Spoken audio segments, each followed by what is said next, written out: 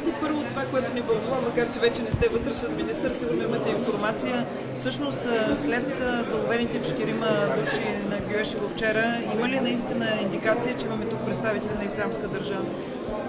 Докато няма позиция на съответните институции, сами разбирате, че всякакъв коментар смятам, че излишен и трябва да се придържаме към запазване на спокойствие и не да се съобразяваме с някакви интерпретации или заглавия на статии, които излизат в медиите. Как обаче да се подготвим, ако това наистина стане факт, защото живеем, виждате в какъв размерен регион?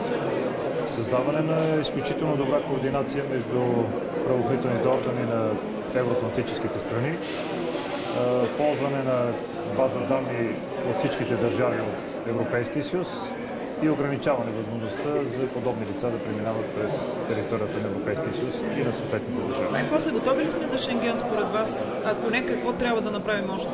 Критериите за Шенген са покрити още 2012 година. Знаете, че 2011 година приключиха абсолютно всички мисии, които бяха свързани с 5-те проверки, които трябваше да бъдат направени. Като Шенген изискванията са да покрием на критериите. Страната ни покрива тези критерии. В момента сме в период на политическо решение, което знаете, че имаше много неща, които се случиха през последните 4 години. Нека да се припомним арабската пролет, нека да се припомним ситуацията в Сирия, в Близки изток и това също провокира един сериозен миграционен поток към Европа и това, разбира се, засили повече интереса относно приемането на държави в шенгенското пространство и дали това е уместно да се направи в момента. Имаме ли шанс това да стане близко бъдеще? Всичко зависи от политическото решение. Знаете, че много от държавите взимат своите решения от съответните парламенти, национални парламенти.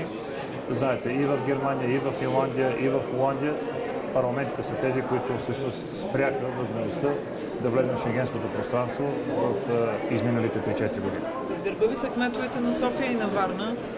Как ще действате на местните избори? Тук във Варна става доста интересна конфигурацията на кандидатите. Не знам какво имате предвид в тази конфигурация. Това, което мога да заявя категорично, че за последните година и половина Варна придоби един по-нормален облик. Облик, който заслужават както местните хора, така също и всички гости, които идват във Варна. И искам специално да благодаря на Иван Портних и за търпението на обществеността, защото когато той спечели частичните избори 2013 година, знаете, че имаше много да се наваксва, а трябваше да се създаде необходимата организация. Видимите резултати можеше да станат след година и половина. И варници проявиха изключително голямо търпение, но Иван успя да създаде необходимата организация и в последната година и половина във Варна са влезли реално около над 300 милиона лева. Знаете оперативните програми, знаете националното финансиране и всичко това, което се случва и с градския транспорт, с облагородяването на средата, инфраструктура, детски площадки в междублоковото пространство и разбира се сега предизвикателството, което е енергийна ефективност, санирането на сградите. Цветанов се сложат изборите, задават за най-скъпите избори. Първо, оправдан ли е този разход? И второ, как ще стимулирате вашите избиратели да гласуват на референдум? Ако имате предвид за най-скъпите избори, от гледна точка на държавата, това, което осигурява. Това са разчети, които са направени и тези разчети от една или друга форма трябва да бъдат възприяти и те трябва да бъдат финансово облечени. Аз не бих искал да казвам перата, които се разходват тези средства, но за мен е по-важно да имаме прозрачни и честни избори. И това, което е в основната ни част, е да можем действително да се подготвим максимално добре, да постигнем изключително висок резултат, защото видяхте, че кметовете на ГЕРБ полагат максимални усилия да има видими резултати във всяка една община.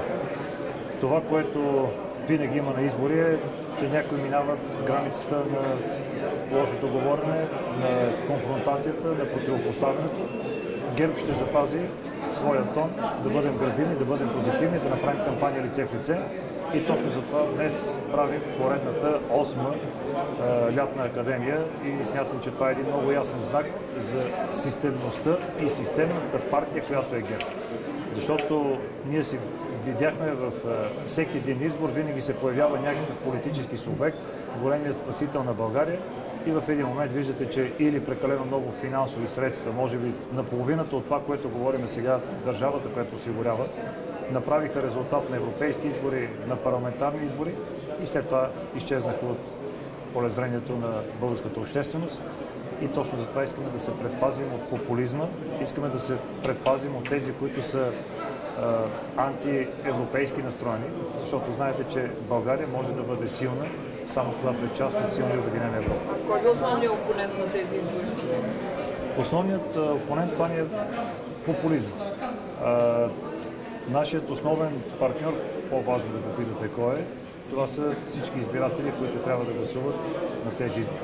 И нашите послания ще бъдат насочени към тях и разбира се, разчитаме на една толерантност от всички останали опоненти и разбира се, вие медиите се надяваме да отразявате всичко обективно, защото искаме чрез вас избирателите да направят своят правилен избор. Аз съм убеден, че правилният избор е Иван Портних за Варна и Йорданка Фандъкова за София, но разбира се, всичко това трябва да бъде представено и да бъде направен реален отчет пред хората.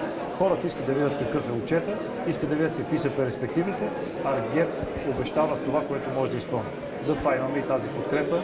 И аз искам да благодаря и на вас, журналистите, за всичко това, което правите, защото без вашата работа няма как да има реален политически живот в страната и да има реална оценка за обществото, което трябва да даде. И се надявам, че когато отидете и упражните конституционното си право да гласувате, ще гласувате за Иван Портних и за ГЕРБ. Само да ни кажете и вашия коментар на евентуалното оттегляне на Делян Пеевски от парламента. Не мога да коментирам нещо, което не е станало факт. Може би има някакви такива тълкования. Това е лично решение на първо място и това е решение и на съответната политическа сила. Знаете, че ние никога по никакъв повод не сме се месили в нито едно политическо решение. Ние гледаме какво се случва в ГЕРБ, гледаме да организираме така, че младите хора да имат своята лична и професионална перспектива, да можем младите хора да ги направим активни в обществено-политическия живот на страната и разбира се да затвърдим всички тези позиции във всичко това, което сме изградили. Жени ГЕРБ, младежи ГЕРБ, предприемачи ГЕРБ, старейшини ГЕРБ и разбира се всички тези общински организации, които имаме на всяка една част на страната.